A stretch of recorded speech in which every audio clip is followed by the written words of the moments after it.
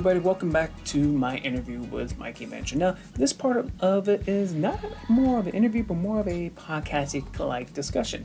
Again, this is the special Comic-Con discussion where me and Mikey just go over everything in the world of movies. We talk Oppenheimer and Barbie, the state of the movies, whether or not they should be being paid as much as they're being paid right now, the budgets that is, with Indiana Jones getting the budget that it's getting, while other movies are not getting as much attention as others. We also do get really into a really big discussion about the strikes that are happening currently right now. Also, this discussion does happen a week ago on Thursday, July 13th. So if we do not talk about a lot of things that are very topical, there are not a lot of things happening right now as there is, since the strike is happening and it's been in effect. So if you guys have any questions, have any comments you guys want to leave, please leave them in the comment section below. If you guys want to follow Mikey, all his handles will be in the description below as well. If you guys want to follow me, my handles will also be in the descriptions below as well. Make sure you guys hit that like button, hit that subscribe button, and if you guys like this and you want to see more, please come on by, share with all your friends, and I can't wait to see you guys again next time. With all that being said, let's get into the awesome Comic-Con discussion with me, MikeyVenture, and with all y'all. Mikey, take it away. So I kind of wanted to maybe get more into some comic book animated shows on the channel again, because that's really that's where my knowledge really is strong, is comic book stuff. I recently saw my Adventures with Superman ones. They were fun to watch, man. Yeah, I'm super hyped on that show. Dude, I didn't think I was going to enjoy it as much as I did in those 2 episodes. I loved them. It's a refreshing look and take on all 3 of Clark and Lois and Jimmy Olsen. 100%, especially after the recent adaptation of Superman and the DCU, that darker take, which is fine. I don't mind someone taking a darker take with the character, but it felt right to me. And it was really interesting how they all put them in the same level. They were all interns. No one's above one another. Yeah, Lois have been there longer, but she has the same title. They're all equal. Yeah, and no, I agree. It's just like you said. It's a breath of fresh air. It's bright. It's wholesome. It's hopeful. It's fun. It's funny. The bit of action we got is really well animated. I love so good. So fluid, I love too. how they write Clark in this. Right? And Jack Quaid's doing a really good job voicing him, especially when he's Clark, and he's nailing it right now. And he is the perfect Clark Kent we don't deserve. Yeah, I know. I hope more people find the show. I think after these first 2 episodes aired, I think they're going to see a big bump in their ratings in episode 3. Yeah. I think it sucks that it's on Adult Swim. I love Adult Swim, but it sucks. It comes on at midnight. That's when it airs. And then it goes on Max the next day, but you really dump it on Adult Swim. Come on. If you're gonna put it on Cartoon Network, at least put it on the prime time slots. Because that show, man.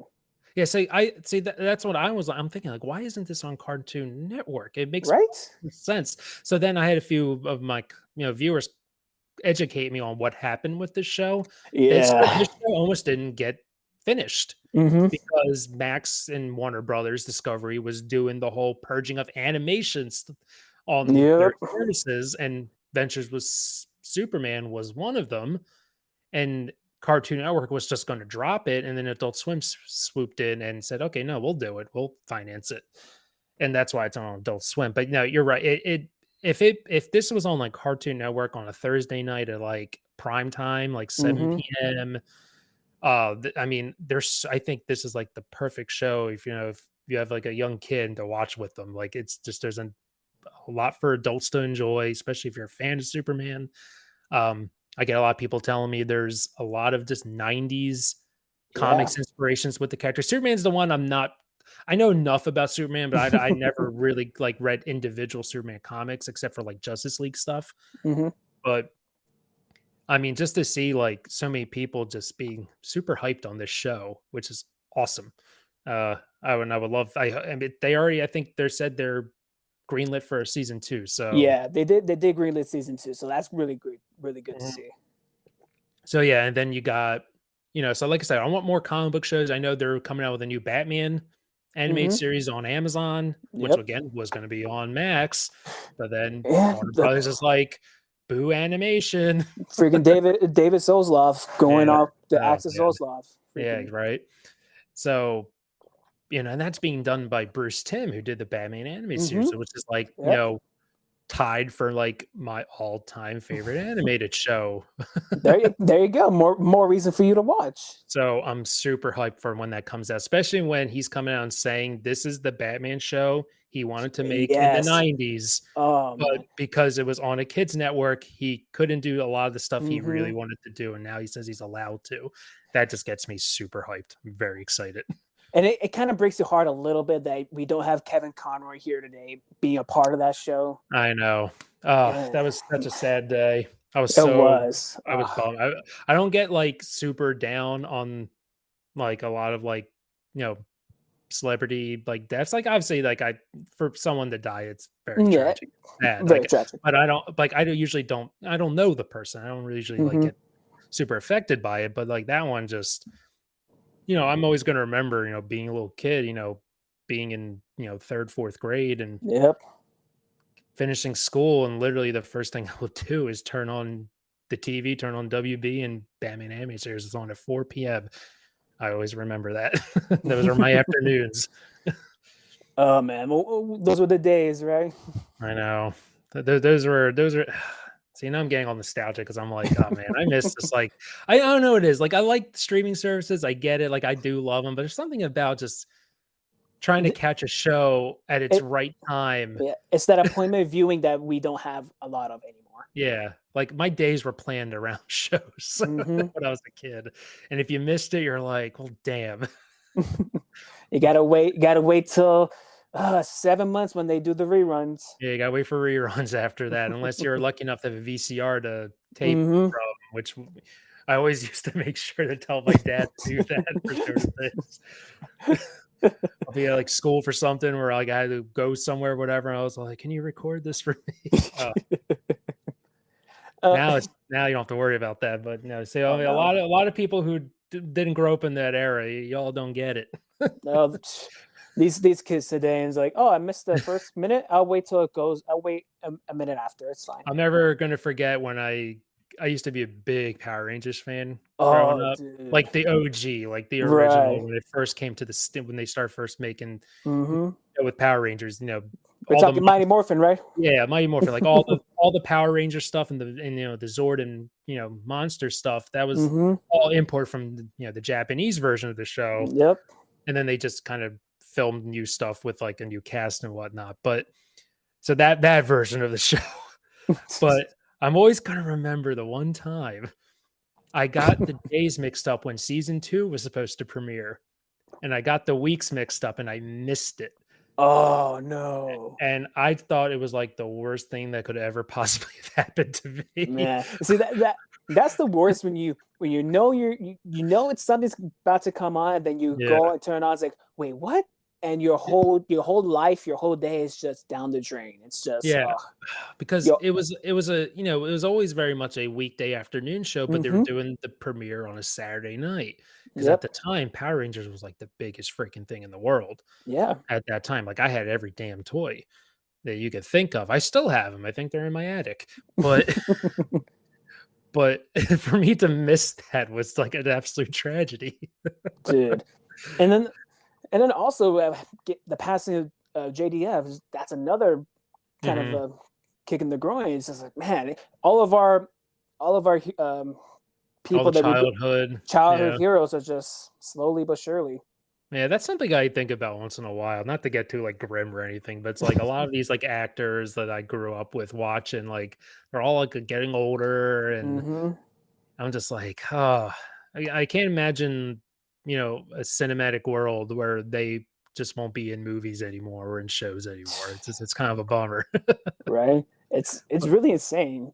Yeah, but you know what though? I mean, it'll make eventually, there will be new actors and new voice actors that come out, and they're going to be great too. So that's true. Well, actors and voice actors who are paid correctly. There are, and that and speaking on that, I was going on your Twitter. I do see you're very, not only that you're geeky and you're nerdy, which is awesome. I appreciate that. You're also passionate about how the actors in SAG who they should be compensated for their work.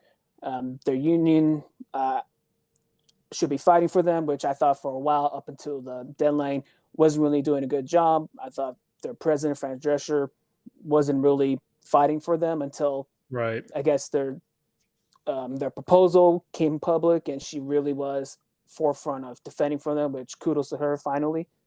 Yeah. No, yeah.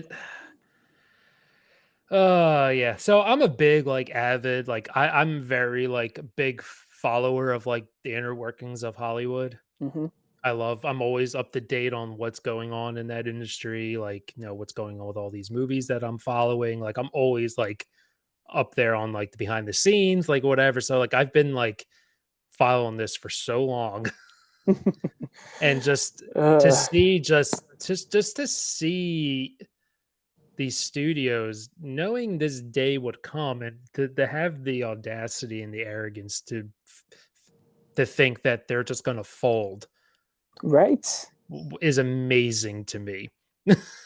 It just shows you just how out of touch these executives are. They really show their true, they show their true arrogance by doing that.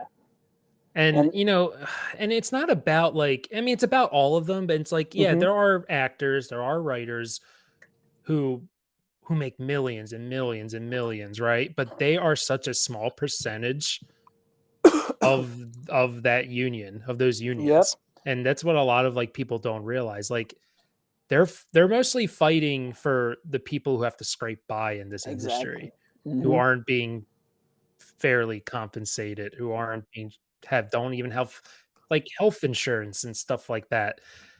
Those are people that they're really fighting for. Like those millionaires, they're going to be fine, but there are a lot of people who aren't. that is true, because a lot of the background actors that they're essentially trying to get rid of. They're trying to get rid of every background actor known to man. Yeah, I just saw that a couple hours before I got on with you. Yeah, I saw that post. I just think that's just ridiculous, because I get it, you're trying to save money, but are you trying to get rid of them at the same time? Like what is the line? You're spending millions and millions of dollars on movies like The Flash, movies like Indiana Jones, who, let's be honest, a movie like Indiana Jones should not cost $300 million. Whoever that should have been fired on the spot. No, an indie movie should not cost that much. Exactly. Who in the blue hell said Indiana Jones $300 million? Yeah, that's why Disney's in the shape that they're in right now. That's why a lot of studios are in the shape they're in right now. I mean, again, you look at Warner Bros. Discovery. See, I don't just call them Warner Bros. Now, because the Discovery part is an important reason why they are in the shape that they are in right now. But you know, they make that decision to scrap a movie like Batgirl, saying this isn't going to be good for our image. We don't the brand. We don't think it's going to make money, whatever. But you went ahead still with a $200+ million Flash movie that what did it make in its opening weekend? Like under 60 million? I think it barely. I don't know if it made 50 million. Yeah, I guarantee you that Batgirl movie would have been profitable. Oh, without based off its budget. It was just stupid. It was just dumb. And you know, something like Indiana Jones, and I saw Dial of Destiny and I liked it. I enjoyed it. Yeah. I thought it was, you know, it's not going to blow you away in its originality, but it was solid. It was well made. The story was well told, well acted. I mean, it was a very just enjoyable. It was a fun movie. Yeah, it was a vast improvement of Crystal Skull, very much. Yeah. So. Oh yeah. 100%. But, and I know COVID had a lot to do with the inflating budget, but even so, that movie was probably going to cost $250 million at least. Why? I know they filmed on location a lot, and I know that's expensive, but like, why is that movie cost that much? And like, I always cite this with people too. I'm like, you look at a movie like that, and I actually dubbed this my favorite movie between like 2010 and 2020. I always pick like one movie for each decade.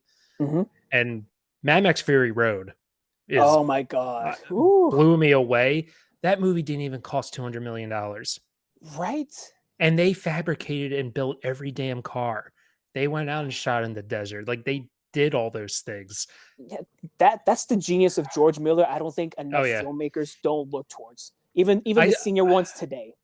I just think there are a lot of just producers and filmmakers who just are not good at budgeting. No, that Obviously. a lot of producers are like that too. They're Yeah. just, well, you need this, okay, and they kowtow to a lot of the actors who get that producer tag, Mhm. like a Vin Diesel who says, I need all my friends to get paid this much money, and but the movie's already skyrocketed to that movie is almost $400 million budget. Yeah. That's also ridiculous. Yeah. I mean, and it's just, and the problem with the landscape now, especially with the increase in like theater tickets and whatnot, it's more important now than ever that they need to make more of these lower budget movies that are profitable. Like you look at a lot of these, like especially horror movies right now. Horror movies there's been a resurgence in horror.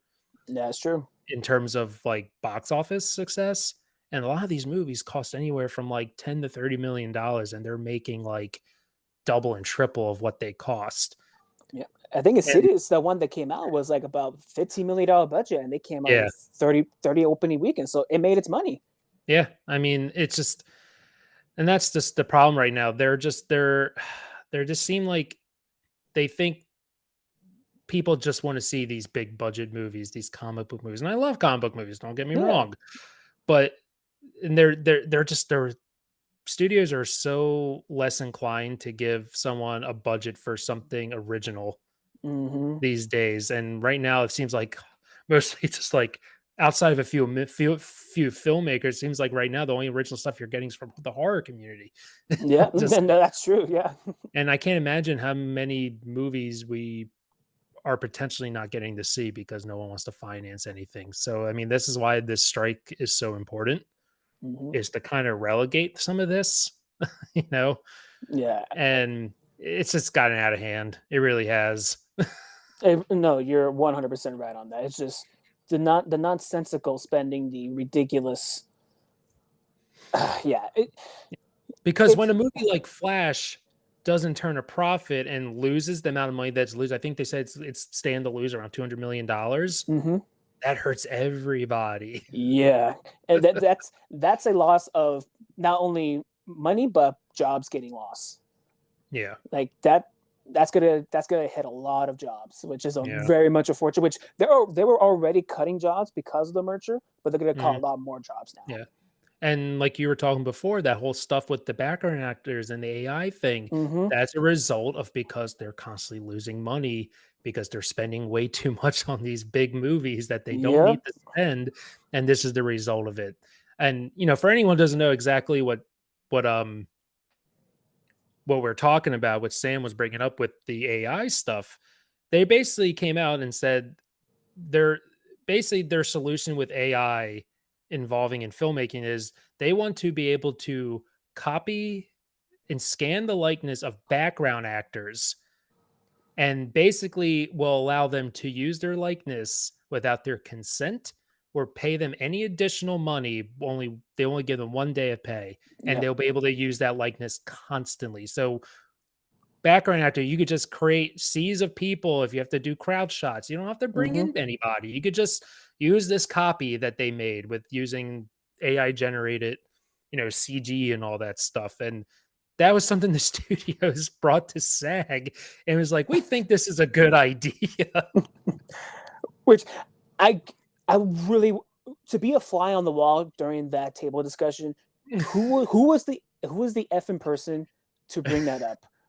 Like if any producer from any studio, like if it was a big time producer, a well known producer from a higher studio like Paramount or Warner Brothers brought that up, you should never be allowed to produce any other movie ever again.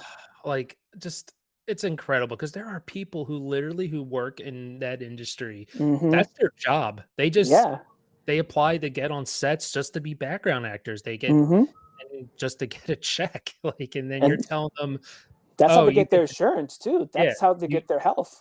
Yeah, you get to do it once and that's it. Like, no, that's just come on. I mean, like, I know it's such a it's such a harsh world, honestly. Like again, like the people who are who are big stars, like they're gonna be fine. It's the people who have to like scrape by, especially Hmm. writers. When you hear like a lot of the stories about when it comes to like residuals, Hmm. especially with streaming, like how much money some of these writers are getting after they work on a show. It's ridiculous. Like I think like the one like I was telling my brother about this, that I forget, and she didn't say what shows she wrote for, but she was like she did a pretty mildly successful popular show on her network on like there was like NBC or something like that, and she was getting like $4,000 residual checks. But Netflix, she worked on a show on Netflix that won all these awards, Hmm. was one of the what hugely popular, highly regarded, a lot of viewership, and she got like $106 check. Get out of here. I was literally reading an article that one of the writers of She-Hulk got a residual of like $390, and that was the episode where they brought in Daredevil. Yeah, I saw that And too, like, actually. Yeah, that's and I was wild. like, are you kidding me? An episode that Yeah. intense, important, you only get like $300 for it, $400 for it. Yeah, that's wild to me. Like Yeah. it's like, and it's the same with like the Squid Game creator, the director of Hmm. that. He hasn't made any money Yeah. outside of his sign-on contract. Hmm.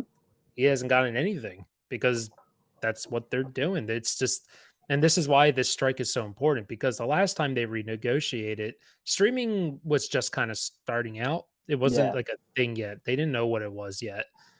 But now, 15 years later, it's everything now, and there's a lot of money these people deserve for their work. Very much so. And I think a lot of studios are getting their asses bit by streaming, because I think everyone thought, oh, let's just put our thing out and we just be like Mhm. Netflix day one. And no, you're not geniuses. You're gonna lose money day one.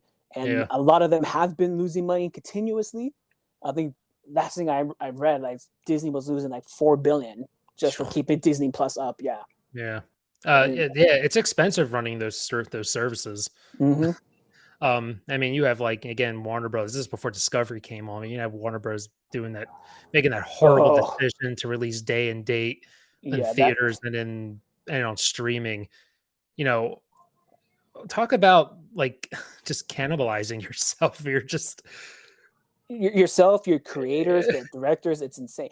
Warner Brothers has the worst history of ownership when it comes to AOL back in the 90s to Hmm, AT&T now. It's insane. yeah. I mean, look what happened with that. All that they lost Nolan. Right? Nolan They left Warner Brothers. He made every movie with Warner Brothers until Oppenheimer, but hmm. he took that such a he was thought that was such a slap to the face. He was like, "I'm not working with you," And I don't blame them. Yeah, they're and Warner Brothers apparently is they're trying to lucky. court him back. I read that. They Yeah, went on a private plane. They did the whole kid and caboodle. They treated him like royalty and this and that, which yeah, I get for a guy like Nolan for his work. You do everything you can to bring him back. yeah. But I, He's one of the only handful of filmmakers working today who's pretty much can be given a blank check. oh yeah, He you can pretty much make whatever movie he wants. oh yeah, there's no doubt. He does have a couple duds here and I Oh won't say yeah, duds. I won't say duds, just because I thought I liked Tenet, but I didn't love it like I wanted to. I would think Ten is probably my least favorite movie of his, Yeah. but it's still like a pretty decent movie though. Hmm. It's an interesting movie. I just think the ideas were a little too big, and I just feel like he didn't execute them well. Yeah. Like he. And then the sound mixing again. He has a history with his ADR. Oh boy, does he ever? I'm not born of the darkness. No, no, Yeah. no. My brother said he actually had to turn the subtitles on when he was watching Tenet because like just the audio of all like of just the environments were just it was hard for him to hear the actor, especially when they're wearing like masks in The some mask, scenes. yeah. Yeah. But again, I mean, I was still entertained by it. But yeah, I mean, he's a filmmaker who I can see why Warner Bros. Would want him back. He'll make something good for them. But it does he want to go back there, especially with all what they've been doing? Yeah, that's another thing. I believe he's not going to anytime in the near future. Yeah. He's going to stick with Universal for the next 10 years because Yeah. I think they got a good relationship so far. Oppenheimer, no matter how much money it's going to make, it's going to kill award season.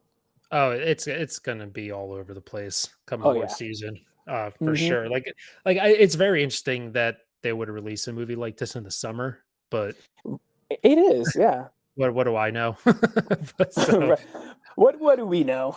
I'm like, this is a movie that you put out in like in November or like December or something like that. Like, just it doesn't scream summer release to me.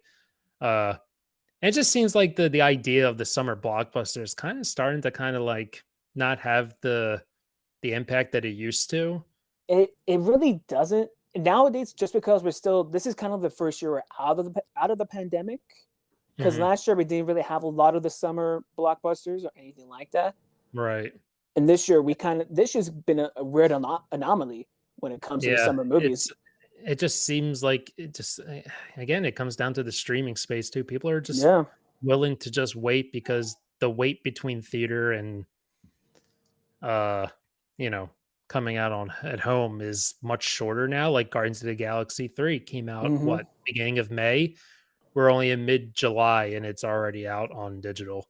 And I think that's another thing that's hurting studios too.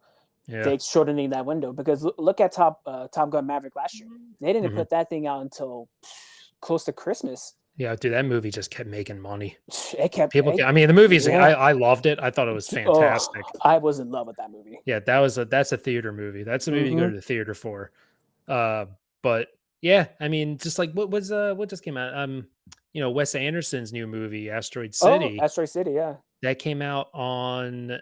Oh, when did that come out? That came out like towards the end of June. Yeah, I think like the weekend before the last weekend. Yeah. Yeah, and it's already out on digital.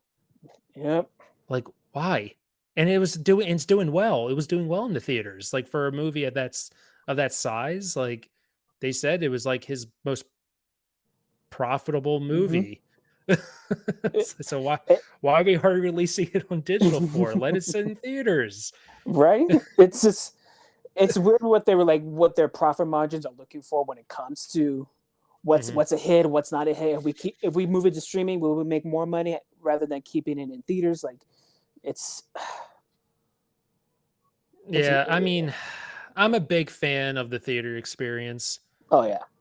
Watching a movie at home. I love watching a movie at home. Like we got like nice TVs now these days. You got 4K. We got all that stuff. I know that, but just nothing still beats sitting in a movie theater for me. And it's an experience I don't want to lose. So when like the pandemic happened, I don't do a lot outside of my home. There's not a lot of activities I enjoy. That was one of the few things I like to go out and do, and I couldn't do it for so long. So the first chance I got, I was like, yes, I'm going. I'm going to be as safe as possible to do it. But I don't I'm glad we didn't, it was looking pretty worrisome there for a while when it comes to the movie theaters. There was a point where everyone was just saying, you know what, this might be the end, but then No Way Home happened. No Way. It's funny. I don't think No Way Home really saved it. I think Spielberg said it right when he told Tom Cruise, "You saved the movie theaters." Yeah, no, I mean, that's a good point. Yeah. Because with No Way Home, you're gonna get the geeks, you're gonna get the nerds to come out and watch it. But with Top Gun Maverick, you got the common moviegoer.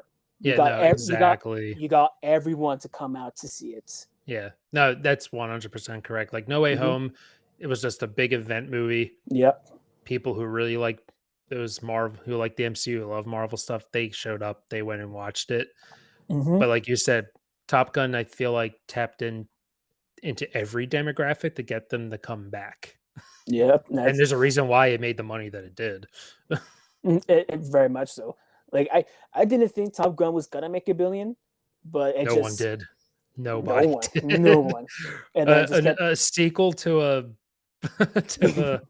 40-year-old movie. Yeah. Right? It came out in the 80s. Yeah. I mean, it's not even I mean, Top Gun's fine. The first one, it's okay. That's not even not even close to Tom Cruise's best stuff, but it definitely has like a following. But I mean, come on, no one expected $1 billion.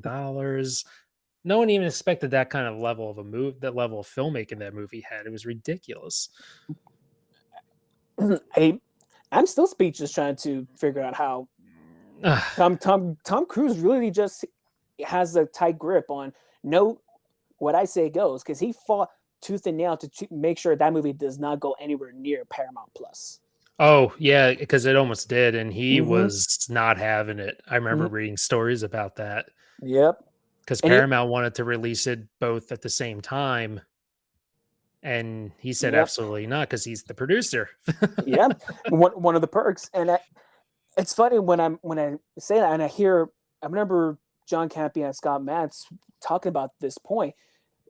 What if Disney had that mentality of, you know what if we didn't put everything day to date? What if we just hold out?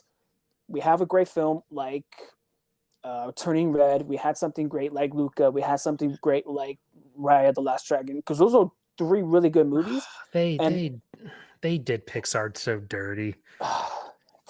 Elemental is suffering from JPEG stupidity, because Elemental is such a great film that it's slowly but surely making the money it needs to kind of turn a profit. Yeah, it actually kind of had like a nice little comeback from what I saw. I think outside of Frozen 2, I think it's their biggest animated film. Yeah.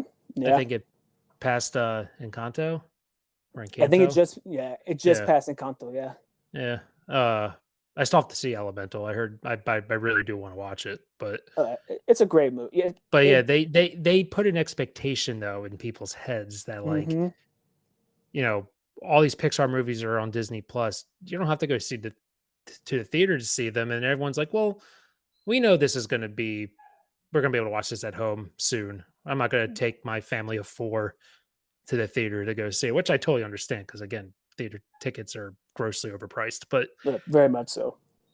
But yeah, again, like you were saying, Chapek really just made some really bad decisions. Honestly, definitely again hurting their own properties, like for what? Oh yeah, because they were more focused on putting out more and making more money instead of the quality of their product. Yeah, I mean they were worrying about Disney Plus too much. Right, absolutely they were. I mean, they did it to Black Widow, and look what that got them. It got them sued. Literally, that cost a $50 million settlement. Yeah, like how ridiculous was that? Yeah, I mean, if they went to court, she would have got more. So right, and she would have won. She would have won. Yeah, you don't settle unless you think you're gonna, walk away with the win. You only settle when you know you're gonna lose. Right. Whichever lawyer ever tells anyone, no, settling's okay. No, that lawyer should be fired. Oh my God, so many people should be getting fired right now, I feel like. It's so true. I'll talk a couple more topics with you, unless you got to jump out. You have a hard time out? No, I don't actually. Oh, okay. We're awesome. We're good. All right. Well, on that note, a couple awesome things did come out. A couple on the good things, like the first image of Wolverine in his classic suit. Oh, that was cool. Dude, when I saw that was pure. That touched me in a way I never thought. Like, sorry, I'm laughing because like they actually are doing it. That's really funny to me. Right, and I'm looking. I was seeing one of Koi Jandro's TikToks and him just going crazy, explaining how they're doing Deadpool kills the Fox universe, and it's just that's perfect. That makes total sense. Yeah. By the way, Koi's awesome. I love Koi, but I love when Koi gets into it with like really like toxic. Oh yeah, it's the best. People. It's always the best. He has no filter, which I really appreciate. Oh, no, but shout out to Koi Danjo if he ever listens to this. Probably won't, but shout out to you, man. But yeah, I mean, for years and years and years, we'd always be told like, this costume will look terrible in live action, but they figured out a way to make it look pretty damn good. It looked good on him. Yeah, and it looks very tactical. It didn't look it didn't look spandexy or anything like that. It looked very like how his black suits used to look in those X-Men movies. It has like almost a similar look It does almost like look like it looks like Deadpool's costume. And I wonder if there's going to be something in the movie where they just kind of paint it yellow and blue or something like that, or something. Like, I feel like he just like, you got to wear a suit or something like that, man. Or put this on or whatever. And I don't know. The way that they're describing this movie, I have to imagine they're going super bonkers with the story. Oh no, 100%. Yeah, they have a lot of stuff they get to work with now. They have a big playground. Oh yeah.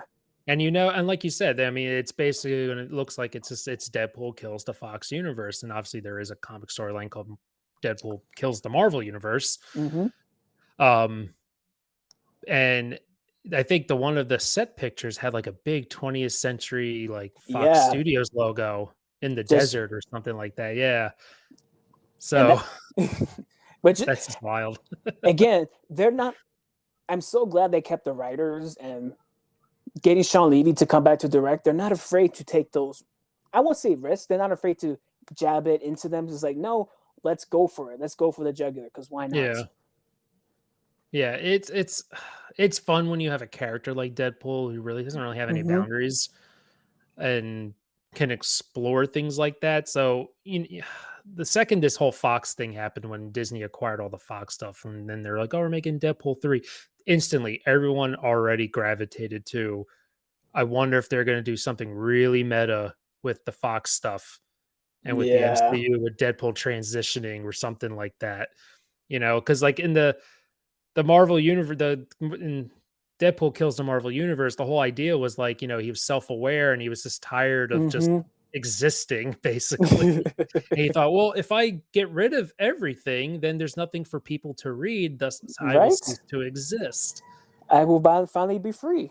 And there's actually a little sequel comic to that called Deadpool Illustrated. And he's like, well, I'm still around. Why am I still around? Oh, there's other works of art.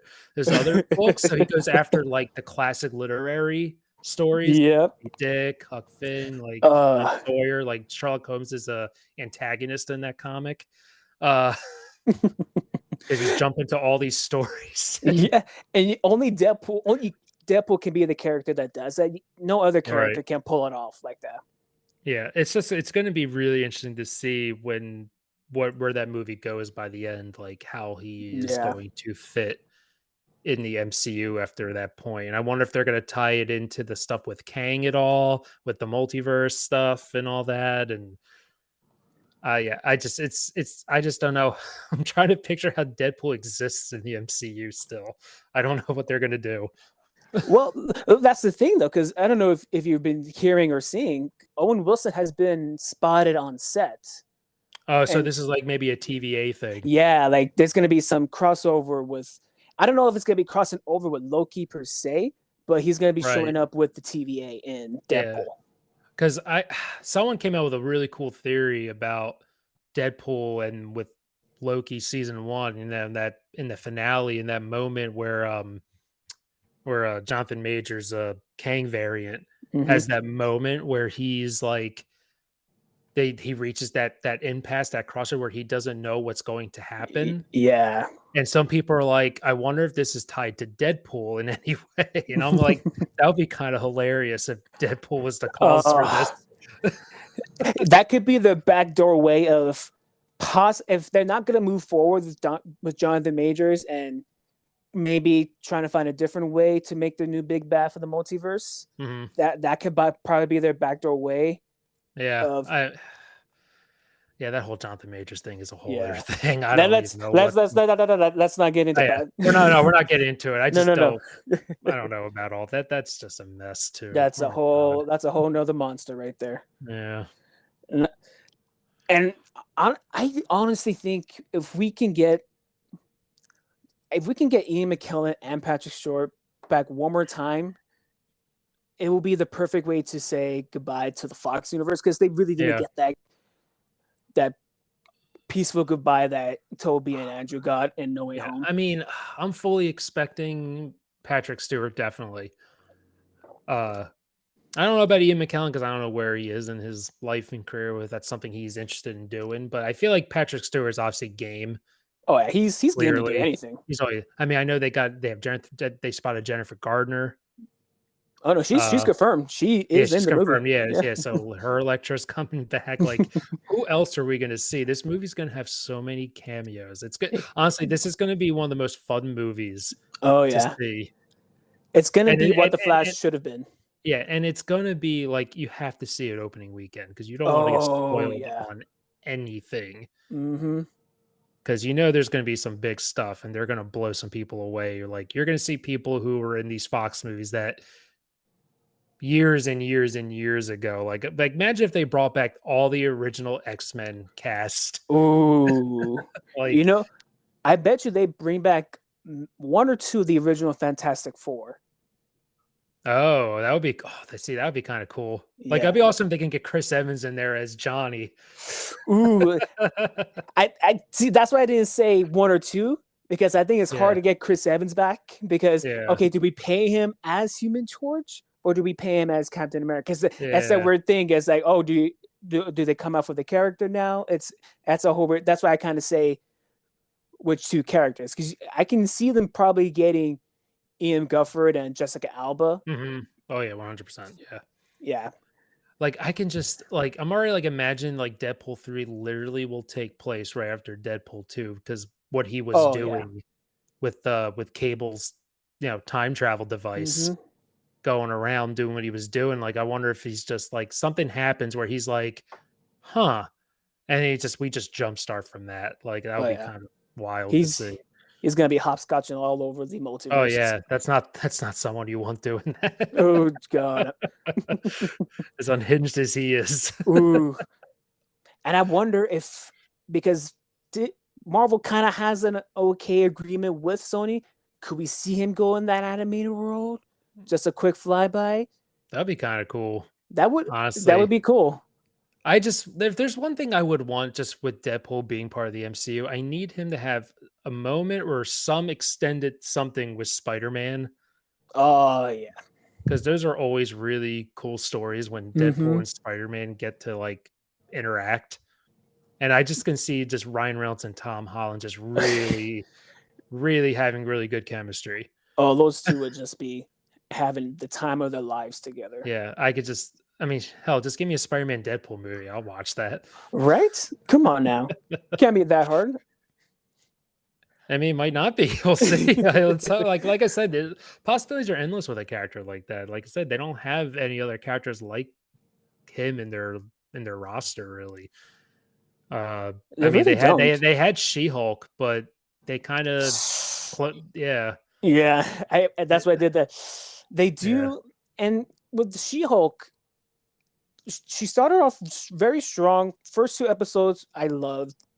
2 episodes after that, okay, and then they kind of peter out. The writing really lost its way, and then at the end, it was just all over the place. Yeah, I ultimately I thought I was fine. I enjoyed it.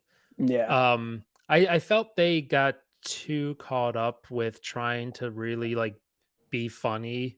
Yeah. And tell jokes and whatnot, and not enough focus on like really kind of like iron out that story, because the biggest problem I have with Marvel shows is they're so short. Yes, that is a huge problem. A lot of them are like 6-7 episodes, and it's like by the time we get to like the good stuff and starts to really pick up, it's like, oh wait, but it's over soon. And I mean, that's why. Oh, sorry, man, you go. No, and that's why I always have an issue with these Marvel shows like that. I'm like, well, why are these so short? Like, we get to the good stuff and then it's going to end. And I'm like, okay. Like, you spent 2-3 episodes setting everything up, which is great. But then we get the payoff and you're like, well, I feel like that wasn't really that earned. And it really is the reason why WandaVision's kind of been the only successful Marvel show that they put out. Because every other show has been kind of mid-level to low tier. Like, I love Miss Marvel. I thought that show was really, really original to itself. I enjoyed Hawkeye. I know a lot of people kind of dump on Hawkeye, but I'm a sucker for Christmas Christmas Right. themed stuff, and that kind Okay, of it was fine. Yeah. yeah, it was fun. That was fun. It needed to be what it needed to be. I didn't agree with how they handled Kingpin. Mhm. Yeah, it kind of felt just kind of thrown in there. Yeah, they did that for the shock value, and what they did with him after didn't really land. Yeah, it honestly, like I have WandaVision and Miss Marvel kind of by themselves. Mm-hmm. For me personally, I loved Miss Marvel. There was just something about it I found so charming. One thing about it, it didn't have to rely on saving the world. It was just a teenage girl trying to live her everyday life, trying to save her neighborhood, and it really introduced like her world, like her not like her background being Muslim and everything like that, and learning more about that. Mhm. That was really cool, really interesting. Yeah, I love the whole fine family dynamic of it. I'm Yeah. a sucker for stuff like that. So I really enjoyed it for that. Like like the stuff I loved most about Miss Marvel was all the just that stuff. Mm-hmm.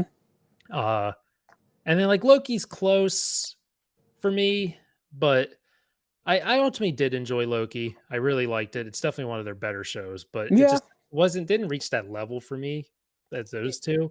And then everything else is kind of like muddled together for me. Yeah. Like Moon Knight, man, it had an opportunity, but it really did not stick the landing. Moon Knight started really strong Yeah. and And it kind of just fizzled. that's one of my favorite characters, man. I was so excited Yeah. for Moon I mean, Knight, and Oscar Isaac was great. yes, oh my god. But yeah, it kind of I felt like it kind of got lost itself a little bit. I feel like that was another again, that's I feel like it was another case of a show. If it was given maybe 2, 3 more episodes, Mm-hmm. they could have really kind of like really nailed it there. But I feel like you got to that point where you have to kind of rush to the ending. They get to a point where like they're briskly walking and then all of a sudden they're sprinting Yep. because they're like, oh well, we have to get to the ending now. It's like, well, no, Mhm. now it all feels so rushed. Yeah, everything just happens because of circumstance. It's just Yeah. Have you been watching Secret Invasion at all? I have been watching Secret Invasion, and I'm liking the pace of it so far. The third episode, I wish we got a little bit longer of an episode. Have you been caught Mhm. up? Yeah, I'm caught up. Okay.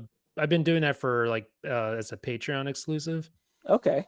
So it's yeah, I mean, if you're on my Patreon, that's the only way you can watch my reaction Right. to it.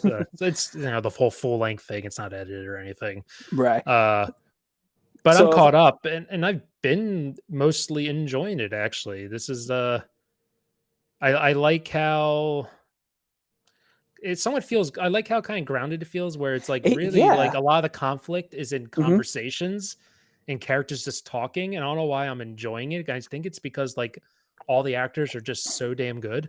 Yeah, it's that character building, that character study between like Yeah. Ben Mendelsohn and Samuel Jackson. That train scene, that was Oh stellar. yeah. I was a Uh, big fan of that whole scene. oh man, that was just so like take out the comic book element out of that. Those two actors just working that room. Ugh, Yeah, I get literally out. said it in my the one reaction for that train scene. I was like, honestly, I will watch a whole episode of just Samuel L. Jackson and Ben Mendelsohn just talking. Right? Oh my god. Yeah, give those two a podcast. Yeah, Jesus. right. Like I just like they are so good together, and just uh, I feel like what I like most about Secret Invasion, it's like it's very much just a Fury story, Hmm. and it's really giving Sam Jackson like just so much to do that we're finally getting because he's mostly been just a supporting character, Yeah. and to get him to be a star of something and really just show you like how good of an actor he really is because he's killing it on this show. He has been. And Kevin Feige said a long time ago he was supposed to be the Gandalf of the MCU, Hmm. just like shepherding everyone here and there, but then his character evolved to what it is Yeah. now. Now, like, I would have loved if Secret Invasion was more of a movie than obviously. Like, Yeah, I think this is the type of story that I think is too big for to do as a show. that is true. And And go ahead, go ahead. with Secret Invasion, I think because of how big the story was in the comics, you could have stretched that out a whole phase. Hmm. There's Oh like no, yeah, Like instead of this multiverse saga, you could have gone the invasion saga. Yeah, if you really think about it. Like I think originally this was supposed to be Captain Marvel 2. I think that was their original plan, but then I think they're like, "Oh, we can stretch this out to as a Disney Plus show because we're like, we need more content on Disney." And then you have Bob Iger coming out saying, "We have too much." Yeah. Yeah, all everything that we shove in your face, we are that's hurting our product actually. You guys are right. Like he full on like admitted to the fact that like the quality is not there because we're stretched too thin. Yeah. I mean, well, at the same time saying, "Oh, all these writers and actors, they're being ridiculous with their demands." Like it's a weird thing that he's trying to play both ends of the sword and it's like, come on, dude. Yeah, that's why it's just it's very funny to me. Like the stuff he said in that interview, like just them being unrealistic and this, and it's just like, dude, you're a billionaire. Right? Don't act like you can relate to any of this. Like honestly, like he got out of the game. He bought Fox for almost $1 trillion. Like get out of town, and he still had change left over. That's wild. That's and now he's back for even longer than what they thought he would be back for. I mean, for 2 more years, just because that just shows you how bad Chapek was. Oh yeah, but because he brought in all his investors and bank buddies from Wall Street, and kicked out all the creators from all the departments. Yeah, I remember Campia going through all that. Yeah, see, you know what's up, man.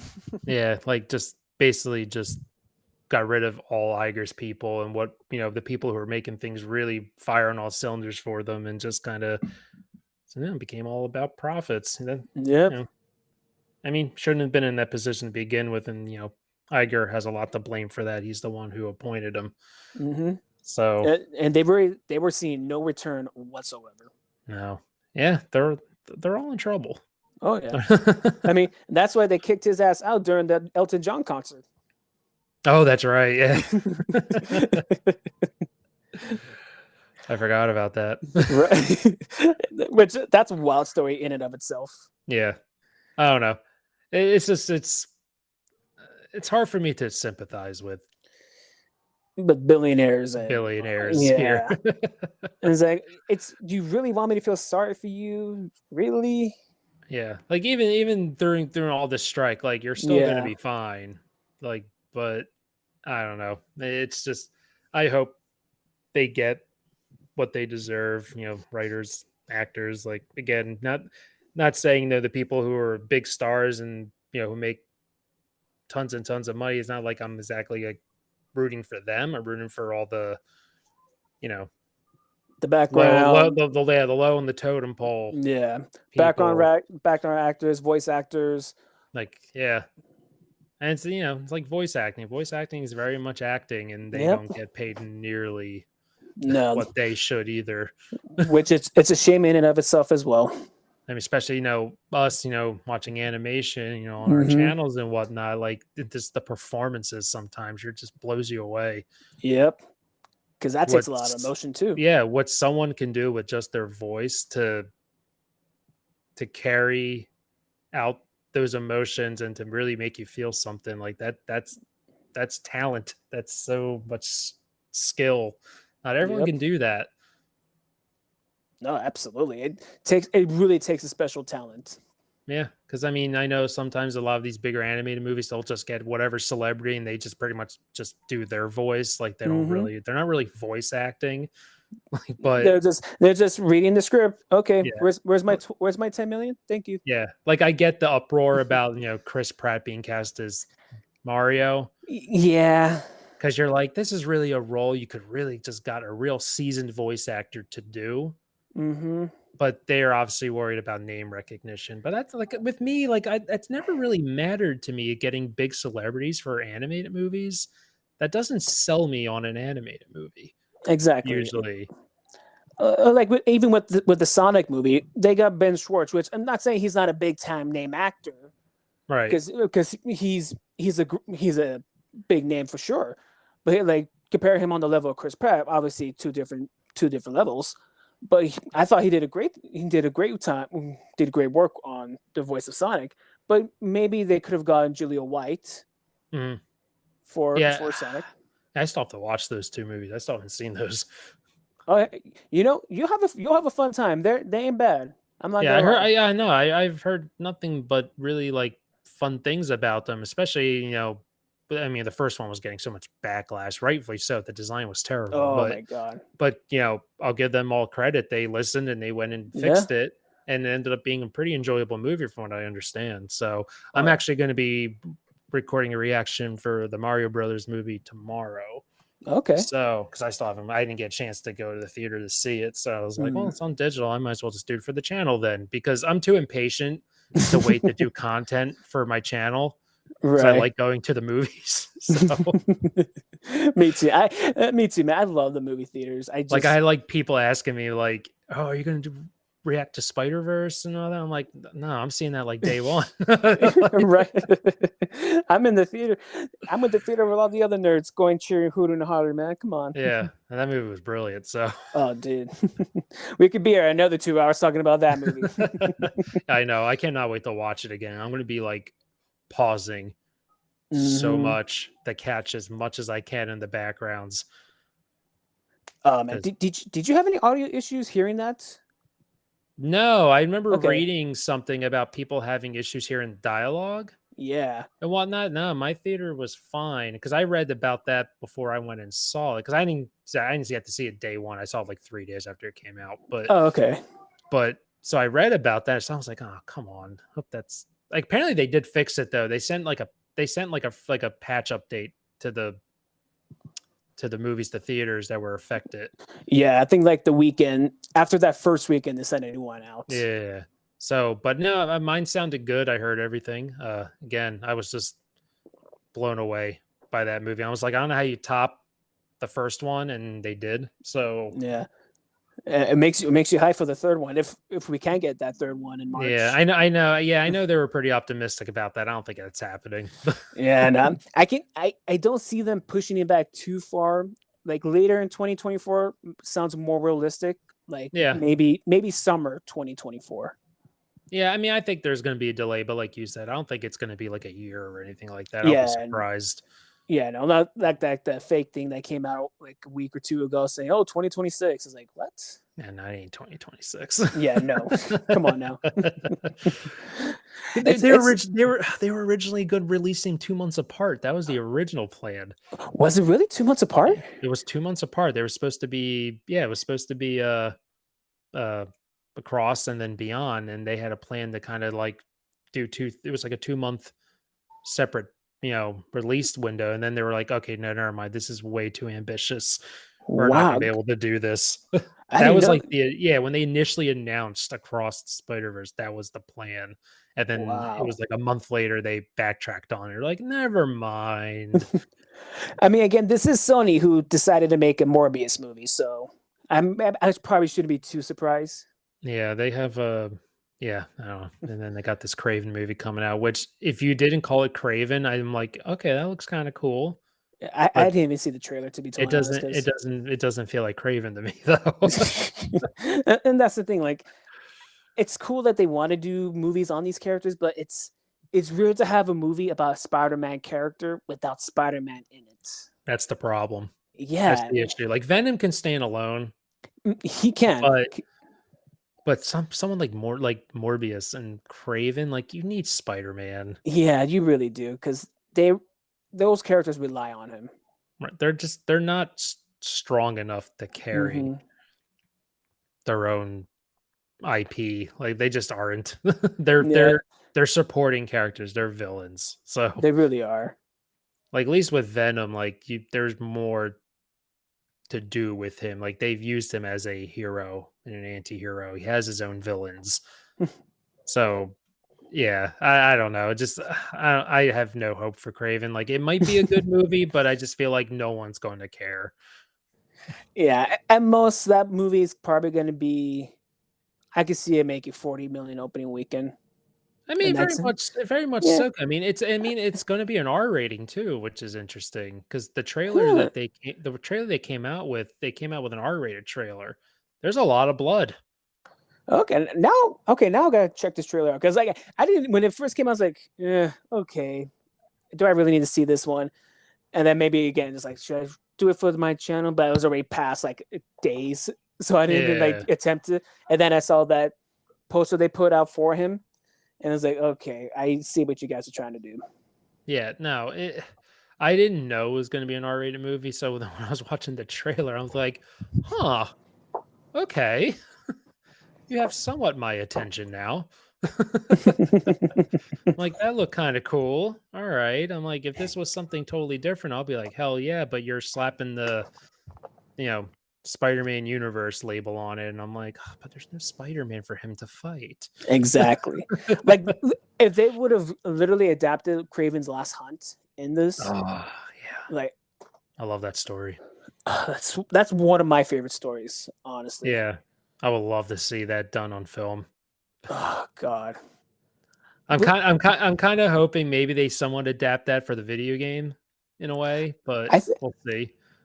I hope they do because that story deserves to get a real adaptation. Yeah. Like, I have my theory with the new Spider-Man game in regards to Craven.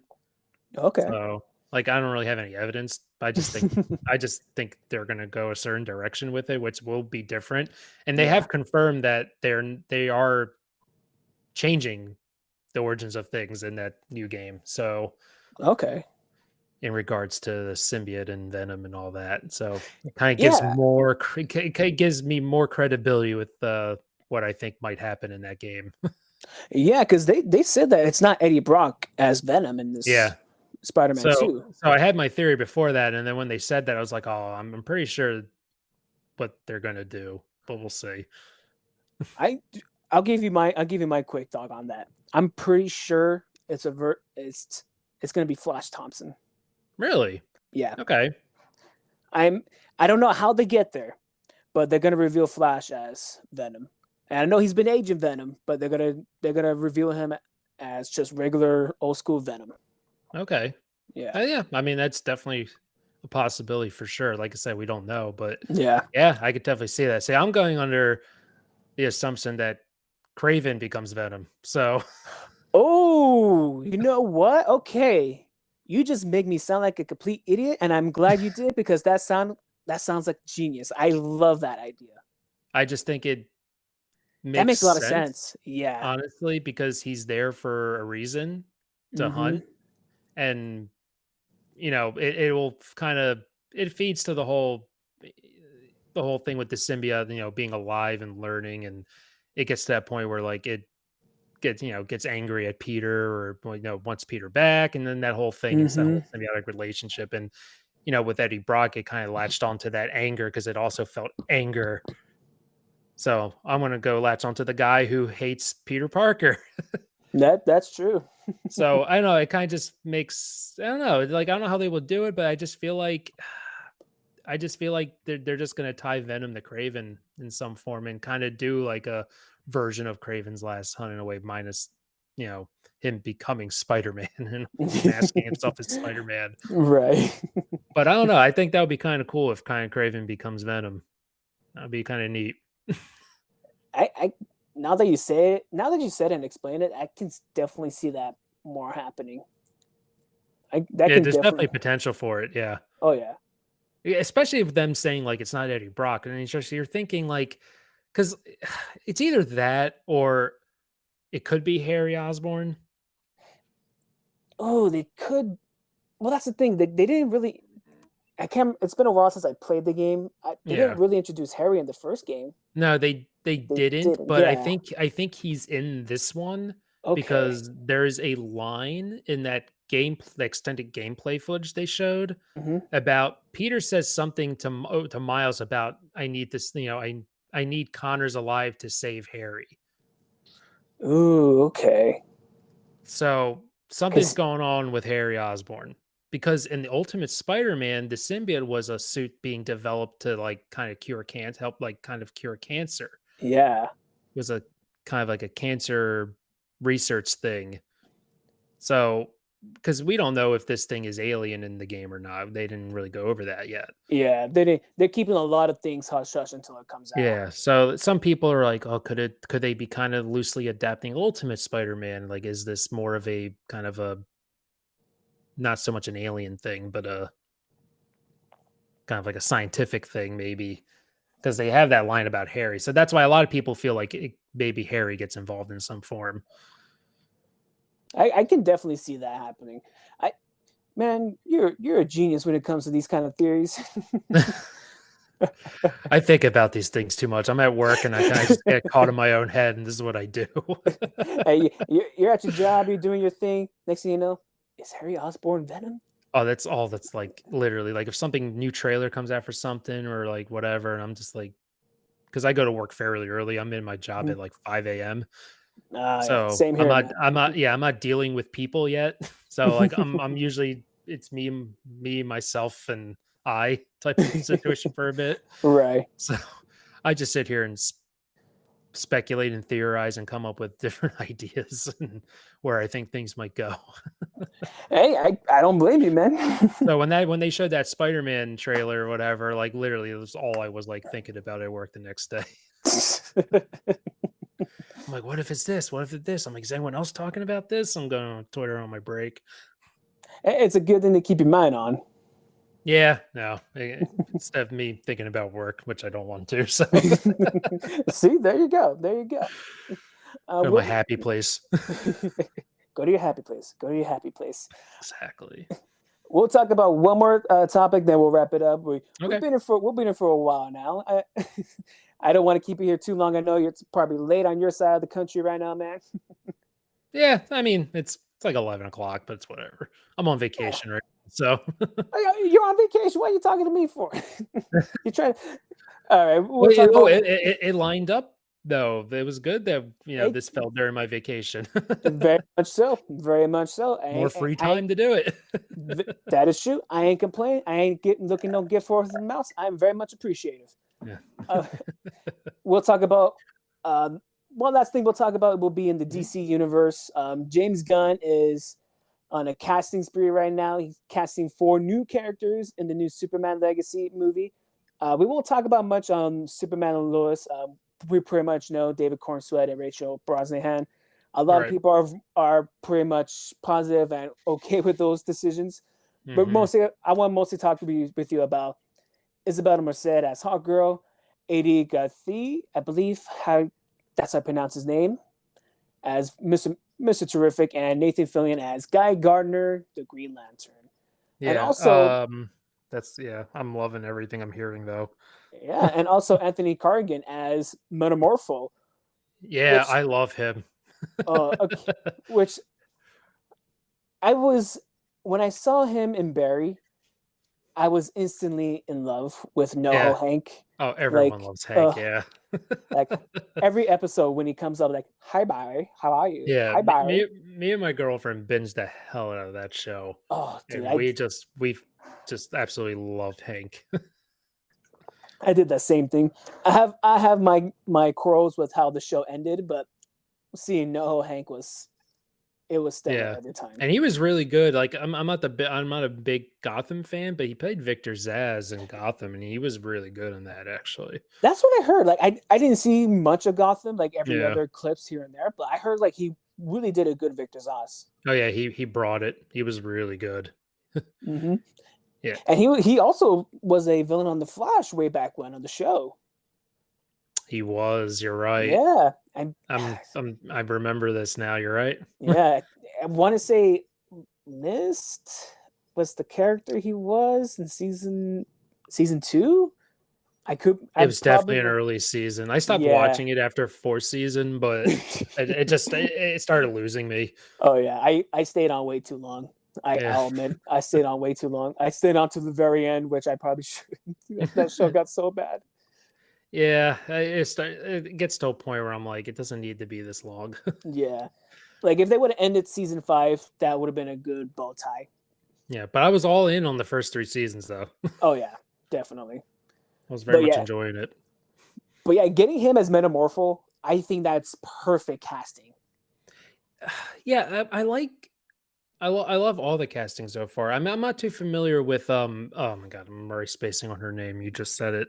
I mean, I got it right in front of me. Let me pull up real Yeah. quick. Playing Hawk Girl. Isabel Merced. Yeah, I know Yeah. she was Dora in that live action Yeah. movie, but I'm not. That's all. I don't know anything about her. So But she also appeared in that Instant Family movie with Mark Wahlberg and Rose Byrne. okay, I know what movie you're Yeah. talking about. Yeah, no, I didn't see that one though. Okay. Yeah, She was but really good in that one. I mean, but Guy Gardner's a really interesting choice. Especially for Nathan Fillion too. Yeah, I mean, you would think he would be a Hal Jordan type, but I don't know. I could see Nathan Fillion being a total jerk though, because Guy Gardner is he's just He's he's a total a-hole. yeah, Yeah. he's very much is, and I'm kind of looking forward to seeing him portray him, and even James Gunn say he's going to have the bowl cut, which is wonderful.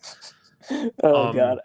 But I know everything James Gunn's saying about this new Superman movie is I'm loving what I'm hearing. I like how he's talking about it. I like the casting. The guy they cast as Superman. I'm so bad with names. David Cornsway, yeah. Yeah, thank you. I've only seen him in one thing, and it was in that movie Pearl. And he was very good in that. So that's all I have to go on with him. So, I mean, I haven't seen him myself, but everyone who says that's seen him in it, they're saying good things. I mean, he has the look. He got that look. He definitely does. Yeah. I mean, I love Henry Cavill, but I get why they're doing what they're doing. There's just there's just too much just negativity right now. Too much baggage, yeah. Too much, and they need to just kind of start off clean here. And I like the idea that we're jumping into a universe where there's already like a world full of these characters. Like we're just getting right into it. Absolutely. I think we're gonna get a world where there's a Justice League team already formed and Superman just not want to be part of it. Yeah. And that's what I was thinking too. Yeah. Like either Justice League or like a JSA or something like that. So kind of like Black Adam in a way almost. But maybe better. Don't get me started on Black Adam. I was so bored watching that movie. Oh man, I've never hated a kid in my life watching that movie. That's so funny you said it.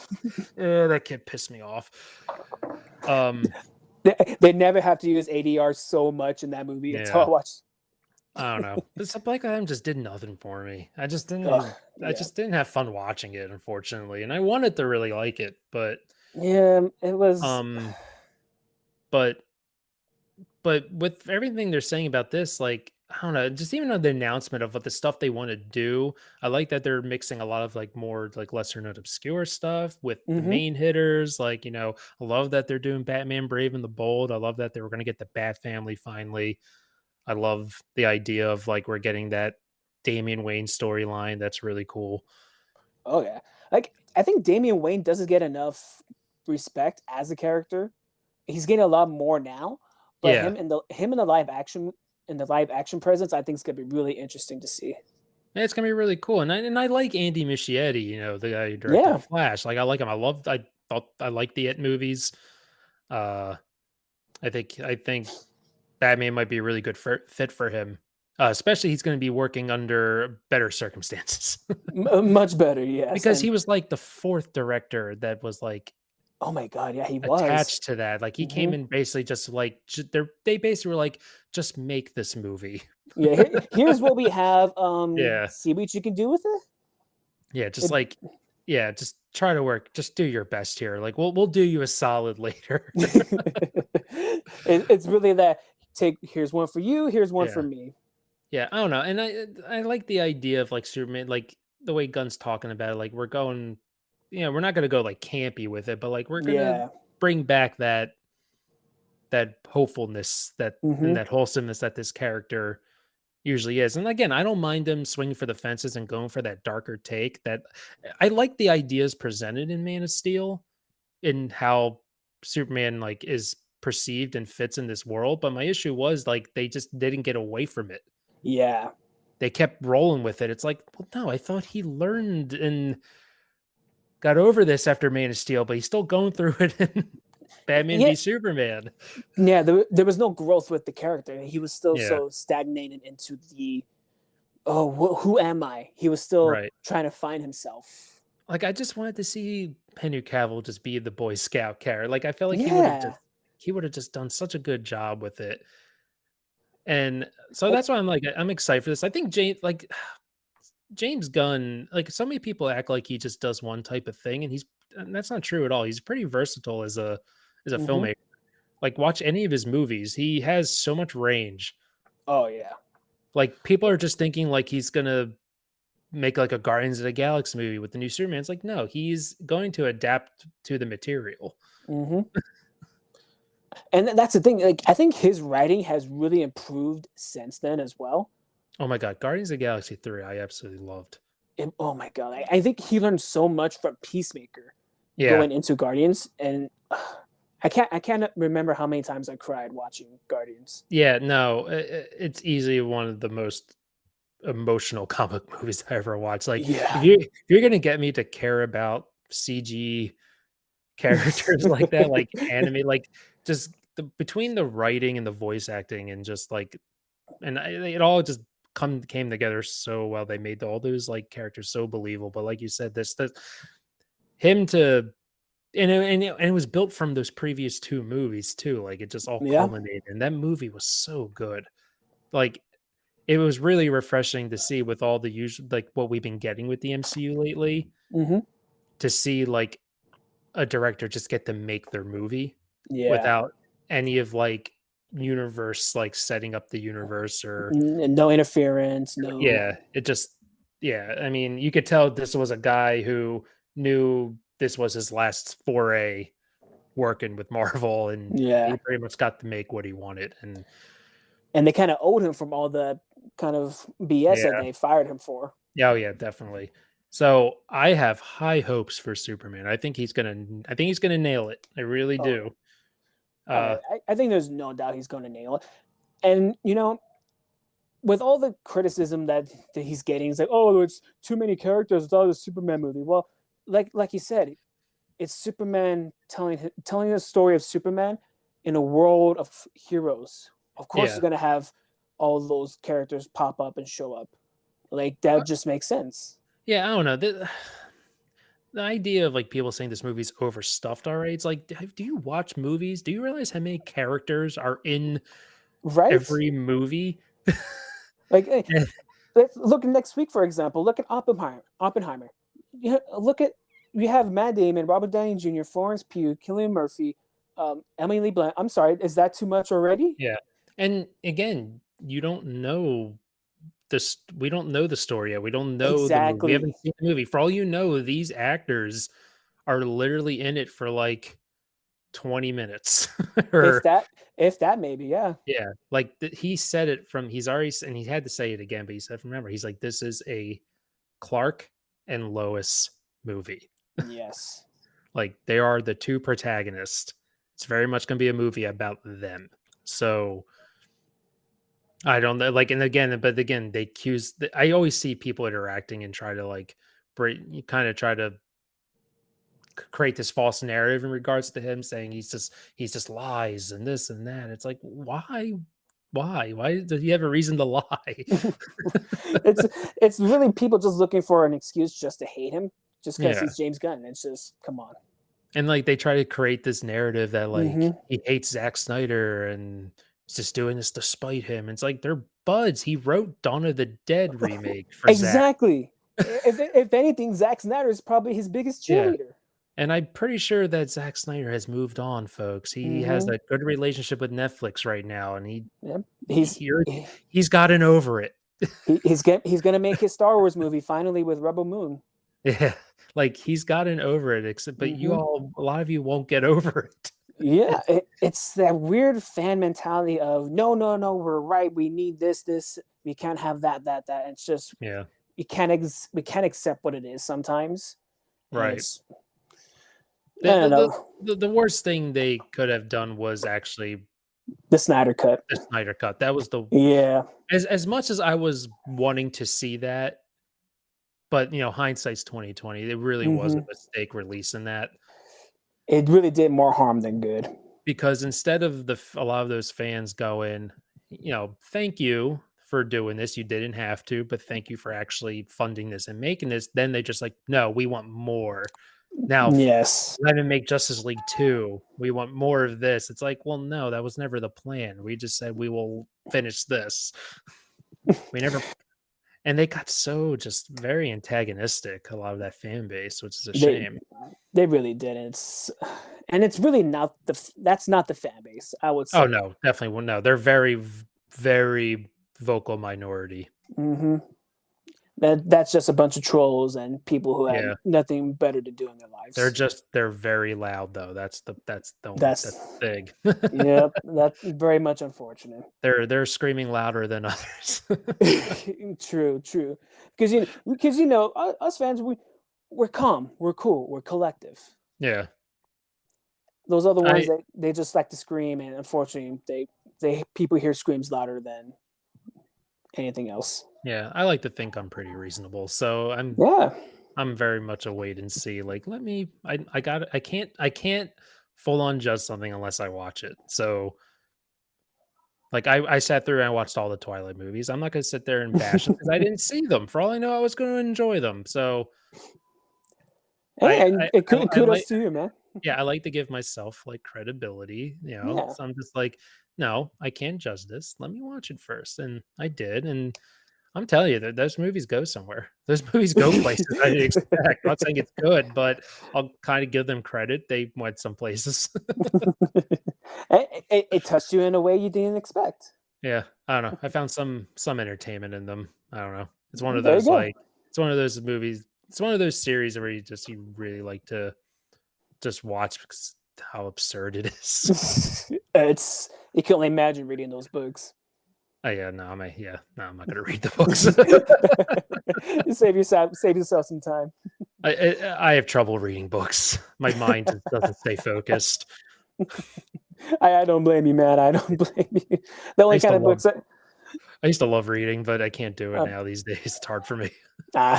Only kind of books I read are the Star Wars ones. I love reading Heir to the Empire. Oh hell yeah. Yeah, I used to read back long years ago when I was younger. I used to read a lot of the universe outside of the movies with those novels. Not so much these days. Like I said, my brain just doesn't allow me to sit there and read a book. Well, Mikey, I appreciate the time you spent with me, much more than I was expecting.